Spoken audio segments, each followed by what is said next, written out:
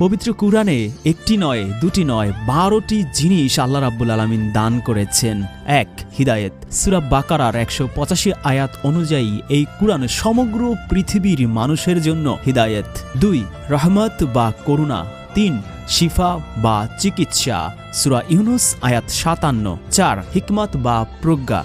সূরা বানী ইসরাইল আয়াত 39, সূরা ইয়াসিন আয়াত 2 অনুযায়ী এই কুরআন হিকমতে পরিপূর্ণ।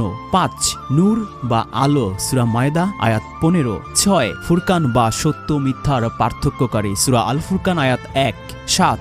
মিজান বা ন্যায়ের মানদণ্ড। সূরা আশ-শুরা আয়াত 17। 8. জিকির। সূরা আল হিজর আয়াত 9। 9. উপদেশ নসিহাত বা ওয়াজ। রেফারেন্স সূরা ইউনুস আয়াত 57। 10. সুসংবাদদাতা ও সতর্কবার্তা। সূরা হামিম সিজদা আয়াত 4 এবং সূরা মুদ্দাসসির আয়াত 36।